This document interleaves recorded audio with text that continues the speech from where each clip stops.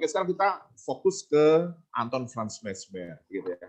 Tadi sekilas sudah disampaikan oleh Mas Suripto bahwa beliau ini seorang dokter ahli bedah ya, dan beliau kan di abad 17 waktu itu ya, Mas ya.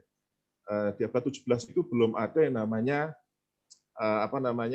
anestesi ya, injeksi anestesi atau suntik bius waktu itu ya. Jadi beliau itu ya, kebetulan di sini ada yang medis ya, Mas siapa tadi yang perawat tadi? Oh, Mas Sugiantara ya. Anestesi medis itu baru ada tahun berapa, Mas? Sekitar tahun 1921 ya, abad 20 ya. Jadi zaman dulu itu kalau orang menjalani pembedahan atau operasi besar itu sangat tragis sekali gitu, karena memang dalam kondisi yang benar-benar sadar gitu dan betul-betul merasakan kesakitan yang luar biasa. Nah, awalnya dari situ. Jadi beliau berpikir bagaimana caranya memanipulasi rasa sakit untuk kepentingan pembedahan. Awal mulanya seperti itu ya.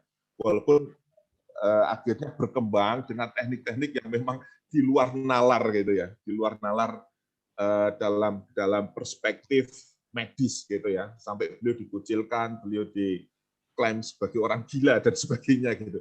Karena hampir dia setiap melakukan sesi itu terapi hampir tidak mau menggunakan intervensi farmakologi ya atau menggunakan obat-obatan medis gitu. Ya, jadi dia menggunakan konsep ini.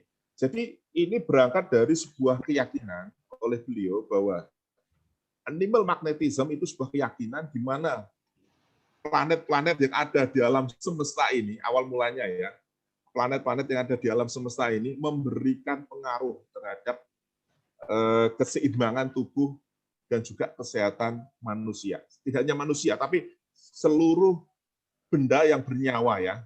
Kebetulan aplikasinya ke manusia dan sebagian ke hewan. Makanya disebut dengan animal magnetism gitu. Karena awal mulanya dipraktikkan ke hewan gitu. Nah, di sini ada yang namanya konsep energi ya.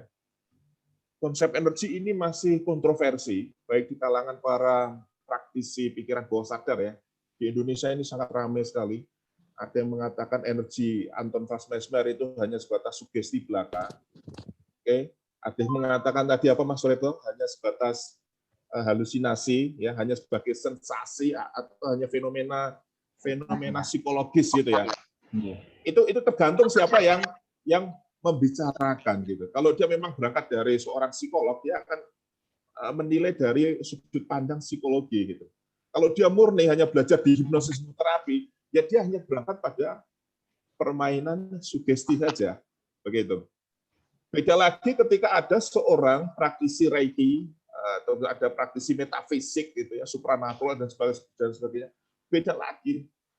Hampir tidak ada kesepakatan definisi tentang energi ini.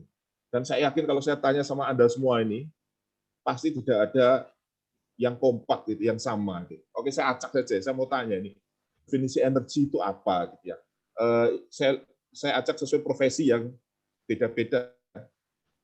Oke, tadi yang medis siapa? Mas Sugiantara ya? Mas Sugiantara mana? Halo, oke. Energi itu apa, Mas?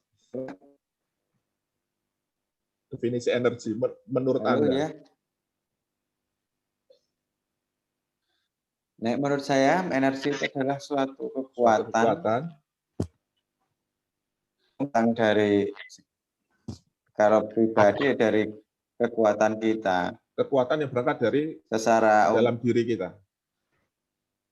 Ya, dalam diri kita, menurut pemikiran kita. Kalau kita misalnya ingin menggerakkan tangan, berarti energi kita di tangan itu. Misalkan ingin mengangkat sesuatu, ya energi itu. Tergantung apa yang kita kehendaki. Oke, iya. Jadi energi itu bisa terlihat, terproyeksi berdasarkan apa yang kita kehendaki, lalu terjadilah. Begitu kira-kira ya. Oke, terima kasih. Tentang metafisik atau supranatural di sini. Coba tunjuk jari. Ayo ngaku. Kalau menurut aku, Mas Vika, boleh aku? Oh, boleh. Ini siapa yang bicara ya? Mas Ferry? Ya, Ferry. Oke, Mas Ferry. Oke. Energi buat aku tuh sesuatu yang ada pada materi di seluruh semesta. Jadi even batu sekalipun yang namanya benda mati itu memiliki energi. Apalagi yang namanya manusia makhluk hidup. Cuma bedanya kalau makhluk hidup yang namanya manusia itu punya roh, itu yang membuat dia hidup. Sedangkan energi sendiri, energi hidup, tapi nggak membuat orang tuh seperti manusia. Jadi dia sesuatu yang melingkupi materi tersebut. Jadi as long as dia berwujud materi, dia berenergi atau dia memiliki energi. Tinggal masalahnya apakah besar atau kecil, itu masalah lain. Itu menurut aku, Mas Vika. Makasih. Jadi energi tidak hanya sebatas di makhluk hidup saja, ya. Benda mati pun ada unsur energi itu. Benda mati pun ada. Batu. Ada ya. Okay. Aku pernah eksplor kok semuanya. Batu-batu yang kata orang tuh katanya kalau versinya tradisional ini ada penunggunya, hodamnya. Yeah. Aku nggak penting. Aku nggak pentingin hodam. Aku cuma cek apakah dia punya energi atau enggak. Kebetulan kan kalau praktisi hipnosis bisa juga kan, mungkin kalau punya kepekaan rasa tinggal ditempel tangan kita, atau ada satu alat buat mengukur intensitas energi kalau nggak salah tuh. Yeah. Kalau gitu aku sih ngandelin cuma tangan doang atau penglihatan visual aja, Mas. Itu aja sih kalau menurut aku. Oke, luar biasa sekali ya. Itu tadi Bapak Ferry Him. Ternyata ilmunya komplit banget. Dari hitam, putih, sampai abu-abu, Pak ya. Dipelajari semua. Oke, nggak apa-apa. Ini sampaikan aja semua, karena kita perlu menggali. Karena ini mirip-mirip banget gitu ya. Karena saya sering didatangi untuk diskusi, bahkan kita demo bareng-bareng tentang keilmuan masing-masing ya. Dan ini sangat unik sekali. Anda kalau sudah ikut workshop saya, banyak cerita yang unik gitu, yang mungkin itu aneh gitu ya. Tapi nggak apa-apa, itu semua perlu digali untuk apa ya, memperluas khasanah keilmuan kita yang begitu hebatnya yang ada di alam semesta ini ya. Oke, satu lagi bisa memberikan pandangannya tentang konsep energi dari sudut pandang yang lain, tidak apa-apa ya, silakan. Tidak ada? Oke, jadi itu sekilas ya. Jadi energi, orang kalau ditanya tentang energi, apa itu energi, dia akan mendeskripsikan sesuai dengan keyakinan-keyakinannya, pengetahuannya, pengalamannya, itu yang akan dia deskripsikan dan dia yakini tentang konsep energi. Sampai sekarang belum ada kesepakatan tentang energi. Ya, saya sudah pernah tanya itu ke banyak dokter, gitu. Dok, apa itu energi? Energi itu adalah hasil asupan gizi yang masuk dalam tubuh sehingga kita bisa melakukan aktivitas. Benar nggak itu? Ya, benar, karena itu pengetahuan sang dokter. Nggak boleh disalahin gitu kan. Saya pernah tanya sama praktisi supranatural ya, kurang lebihnya mirip seperti Pak Ferry Him tadi tentang konsep energi. Ya, saya pernah tanya ke praktisi hipnoterapi, ya, bahwa energi itu hanya sebatas sugesti belaka, tidak ada unsur sesuatu yang apa ya, yang tidak kasat mata mempengaruhi seseorang bisa sembuh, bisa mengalami sebuah healing yang sangat sempurna. Ya, jadi beda-beda. Lalu mana yang benar? Sekarang pertanyaannya, dari semua deskripsi itu mana yang paling benar? Ya, tidak usah diperdebatkan, semuanya benar. Ya, kalau diperdebatkan tidak akan pernah selesai begitu, karena sudut pandang dan perspektifnya beda-beda. Begitu. Nah, di sini kita tambahkan satu lagi tentang konsep energi versi animal magnetism ya, atau versi akhirnya diganti dengan mesmerism ya. Setelah mesmerism diganti lagi dengan hipnotisme modern. Cikal bakalnya memang di animal magnetism.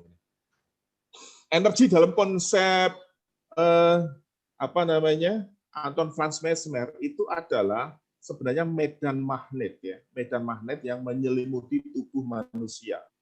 Ya, magnet itu seperti planet-planet yang berputar sesuai dengan orbitnya. Mereka itu kan saling tarik menarik sehingga mereka tidak tabrakan gitu. Mereka berputar sesuai dengan apa namanya, sesuai dengan siklusnya ya, sesuai dengan perputarannya. Matahari, bumi, bulan tidak pernah tabrakan gitu. Karena mereka sudah saling menjaga apa namanya, gaya akhirnya kalau di kita disebut dengan gaya gravitasi ya. Gitu. Lalu mengapa mereka berpengaruh terhadap kesehatan kita gitu. Nah, ini analoginya bahwa matahari, kemudian bumi, bulan itu berpengaruh sama dengan kalau di laut itu ya ada pasang surut air laut ya, itu dipengaruhi gitu. Nah, itu berpengaruh terhadap semua makhluk yang ada di bumi ini atas fenomena-fenomena itu semua. Berangkat dari situ awal mulanya. Oke.